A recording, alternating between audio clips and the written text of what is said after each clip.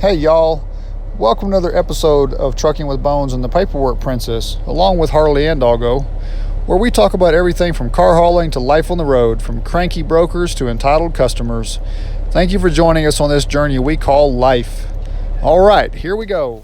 Guys, what you see here is my new shop, which is basically my front yard. Paperwork Princess is about to put a new radiator in this truck. She hasn't been very impressed with the dealerships we've gone to. Says she believes they overcharge both on time and money. So she's going to see if she can change a radiator at least as fast as a trained and certified service tech for Volvo. Of course, she doesn't have a pit or a lift, and she'll have to have some help lifting the radiator out and the intercooler, which would normally be done with a big cherry picker or some type of a hoist lift system, forklift, something like that in the shop. They would also probably remove the hood for easy access, which we're not going to do. We're going to be working around it, which makes it more difficult to get to everything. I say we, as in we just when I help lift the radiator out and the new one back in. But let's see what Paperwork Princess can do.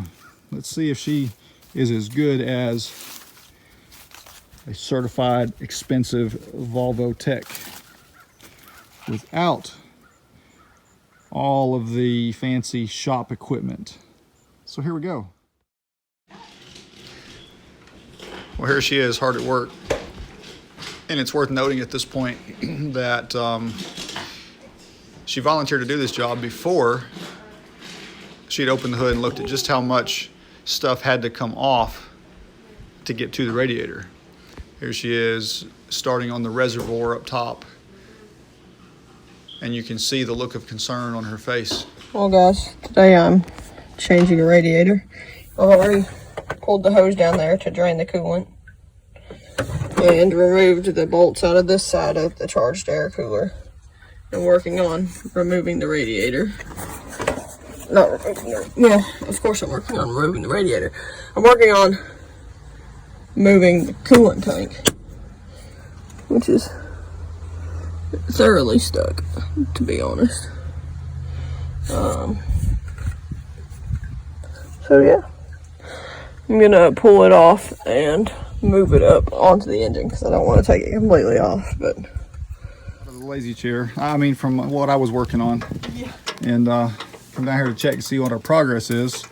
So I see she's got the charge air cut loose, the reservoir is removed, all the bolts are loose from here, the air compressor condenser is loose on this side, ready to swing it forward and out of the way.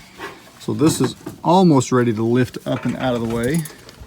Still has to take the bolt for the cradle for the radiator assembly loose, and the fan shroud's got to be taken loose and kind of left laying back out of the way. And let's see what she's up to over here on this side. She's getting the air conditioning lines loose. And still has a few more bolts on this side, and then everything should lay forward out of the way.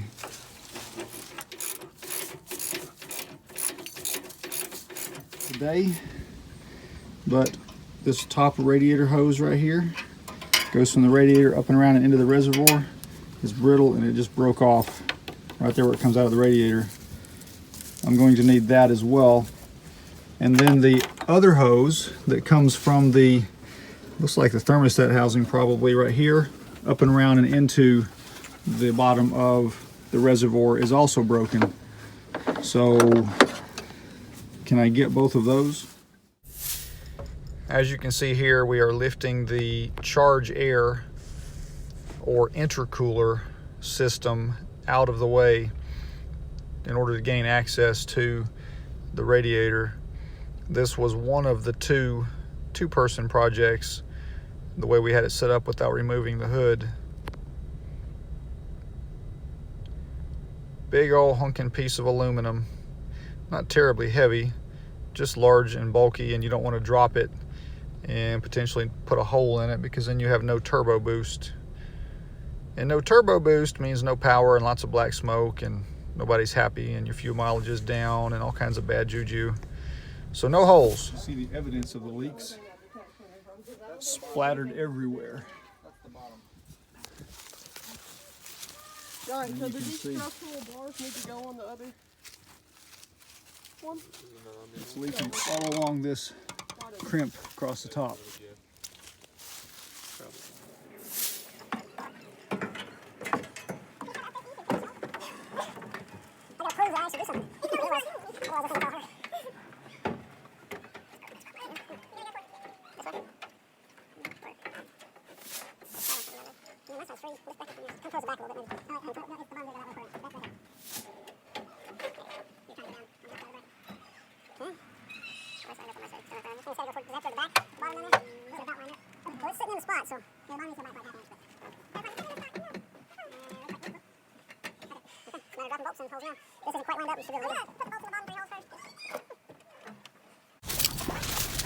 Whoosh, the snow is cold.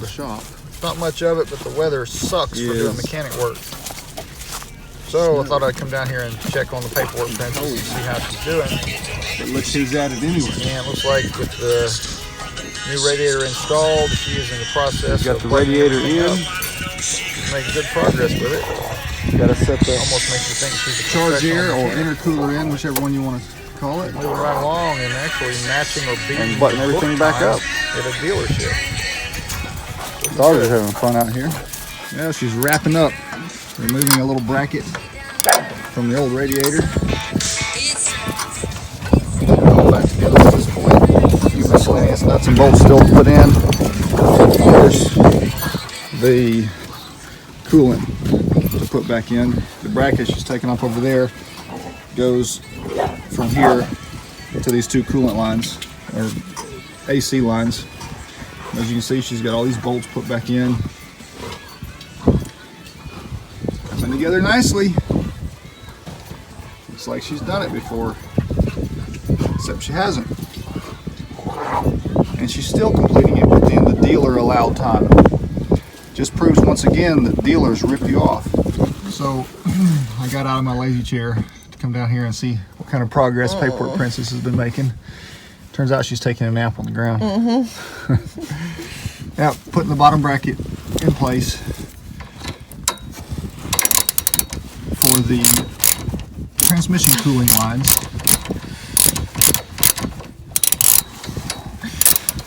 Other than that, she's about got it wrapped up.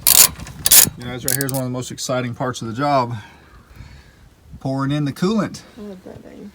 We should be almost done. Isn't this cute?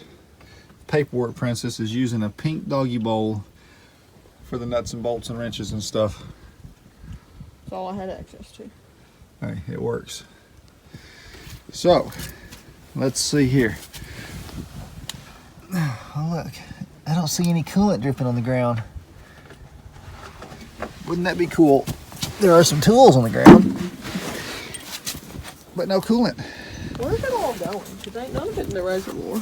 Yeah, it'll get there. We only have 2 more jugs. So it needs to get there quickly. Yeah, well, we'll see. Anyway, wrapping it up, guys.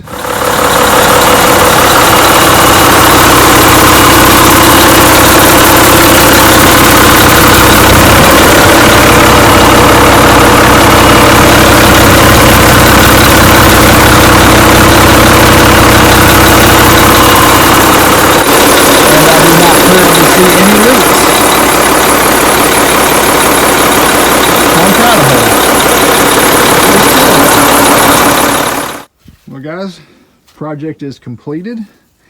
As you can see, this is brand new. Completely installed, brand new radiator. Look at how nice and new that is up back in there. Of course, you can still see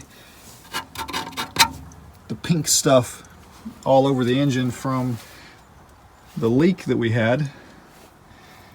And I'll show you a photograph here in a minute of how bad the original radiator looked. It was leaking all the way across the crimp seam on the top there. The cool thing about the pink or red or orange, whatever you want to call it, antifreeze, is it acts as a leak detector. Makes it really super easy to find where any leaks are. Here it is from the other side. Again, you can see all brand new steel there. That's the bracket, the saddle that holds it. So all the bolts put back in, system's filled up. It's already been started, run to the point that it reached operating temperature. Thermostat opened, level dropped, was refilled. No leaks found at this point. We've not taken it out for a road test yet, which we will do here at some point. Not sure yet when. But as long as it passes the road test, I'd say job well done.